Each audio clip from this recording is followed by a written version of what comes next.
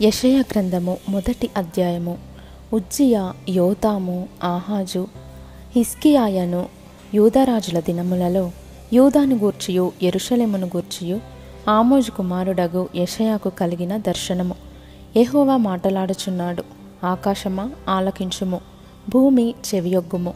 నేను పిల్లలను పెంచి గొప్పవారినిగా చేసి తిని, వారు నా మీద తిరుగబడి ఉన్నారు. ఎద్దు తన కామందు నెరుగును, గాడిద సొంతవాని దొడ్డి తెలుసుకొనును. ఇశ్రాయేలుకు తెలివిలేదు, నా జనులు యోచింపరు. పాపిష్టి జనమా, దోషభరితమైన ప్రజలారా, దుష్ట సంతానమా, చెరుపు చేయు పిల్లలారా, మీకు శ్రమ. వారు యెహోవాను విసర్జించి ఉన్నారు. ఇశ్రాయేలు యొక్క పరిశుద్ధ దేవుని దూషింతురు. ఆయనను విడిచి తొలగిపోయి ఉన్నారు.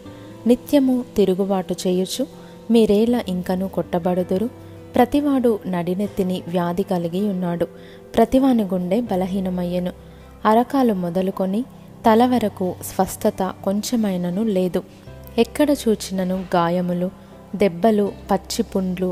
అవి పిండబడలేదు, కట్టబడలేదు, తైలముతో మెత్తన చేయబడలేదు. మీ దేశము పాడైపోయెను, మీ పట్టణములు అగ్నిచేత కాలిపోయెను. మీ ఎదుటనే అన్యులు మీ భూమిని తినివేయుచున్నారు. అన్యులకు తటస్థించు నాశనము వలె అది పాడైపోయెను.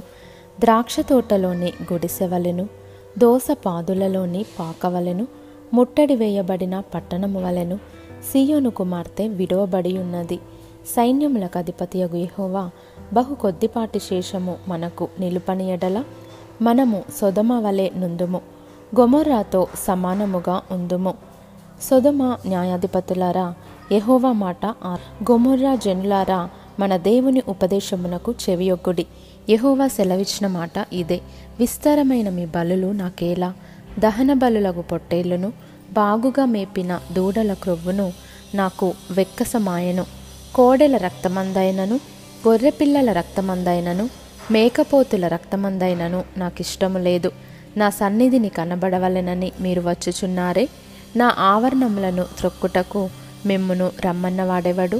మీ నైవేద్యము వ్యర్థము, అది నాకు అసహ్యము పుట్టించు ధూపార్పణము. దానినికను తేకుడి. అమావాస్యయు విశ్రాంతి దినమును సమాజకూట ప్రకటనమును జరుగుచున్నవి. పాపుల గుంపు కూడిన ఉత్సవ సమాజమును నేనోర్చజాలను. మీ అమావాస్య ఉత్సవములను నియామక కాలములను నాకు హేయములు, అవి నాకు బాధకరములు. వాటిని సహింపలేక విసిగియున్నాను. మీరు మీ చేతులు చాపునప్పుడు మిమ్మును చూడక నా కన్నులు కప్పుకొందును. మీరు బహుగా ప్రార్థన చేసినను నేను వినను. మీ చేతులు రక్తముతో నిండియున్నవి. మిమ్మును కడుగుకొనుడి, శుద్ధి చేసుకొనుడి. మీ దుష్క్రియలు నాకు కనబడకుండా వాటిని తొలగింపుడి. కీడు చేయుట మానుడి, మేలు చేయ నేర్చుకొనుడి. న్యాయము జాగ్రత్తగా విచారించుడి. హింసించబడు వానిని విడిపించుడి. తండ్రి లేని వానికి న్యాయము తీర్చుడి. విధవరాలి పక్షముగా వాదించుడి. యెహోవా ఈ మాట సెలవిచ్చుచున్నాడు.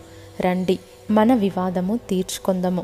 మీ పాపములు రక్తము వలె ఎర్రనివైనను అవి హిమము వలె తెల్లబడును. కెంపు వలె ఎర్రనివైనను అవి గొర్రెబొచ్చు వలె తెల్లనివగును. మీరు సమ్మతించి నా మాట వినిన ఎడల మీరు భూమి యొక్క మంచి పదార్థములను అనుభవింతురు. సమ్మతింపక తిరుగబడిన ఎడల నిశ్చయముగా మీరు ఖడ్గము పాలగుదురు. యెహోవా ఈలాగునని సెలవిచ్చియున్నాడు. అయ్యో, నమ్మకమైన నగరము వేష ఆయనే. అది న్యాయముతో నిండియుండెను, నీతి దానిలో నివసించెను. ఇప్పుడైతే నరహంతకులు దానిలో కాపురమున్నారు. నీ వెండి మష్టాయెను, నీ ద్రాక్షరసము నీళ్లతో కలిసి చెడిపోయెను.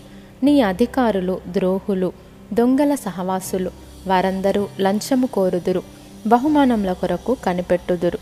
తండ్రి లేని వారి పక్షమున న్యాయము తీర్చరు, విధవరాండ్ర వ్యాజ్యము విచారించరు. కావున ప్రభువును, ఇశ్రాయేలు యొక్క బలిష్ఠుడును, సైన్యములకు అధిపతియునగు యెహోవా ఈలాగున అనుకొనుచున్నాడు. ఆహా, నా శత్రువులను గూర్చి నేనికను ఆయాసపడను. నా విరోధుల మీద నేను పగ తీర్చుకొందును. నా హస్తము నీ మీద పెట్టి క్షారము వేసి నీ మష్టును నిర్మలము చేసి నీలో కలిపిన తగరమంతయు తీసివేసెదను. మొదట నుండినట్లు నీకు న్యాయాధిపతులను మరలా ఇచ్చేదను. ఆదిలో నుండినట్లు నీకు ఆలోచనకర్తలను మరలా నియమించెదను. అప్పుడు నీతిగల పట్టణమనియు నమ్మకమైన నగరమనియు నీకు పేరు పెట్టబడును. సీయోనుకు న్యాయము చేతను, తిరిగి వచ్చిన దాని నివాసులకు నీతి చేతను విమోచనము కలుగును. అతిక్రమము చేయువారును పాపులను నిశ్శేషముగా నాశనమగుదురు. యెహోవాను విసర్జించువారు లయమగుదురు. మీరు ఇచ్చయించిన మస్తకి వృక్షమును గూర్చి వారు సిగ్గుపడుదురు. మీకు సంతోషకరములైన తోటలను గూర్చి మీ ముఖములు ఎర్రబారును.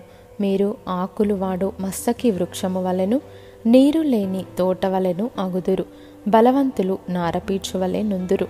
వారి పని అగ్ని కణము వలె నుండును. ఆర్పు వాడెవడును లేక వారును వారి పనియు బొత్తిగా కాలిపోవును.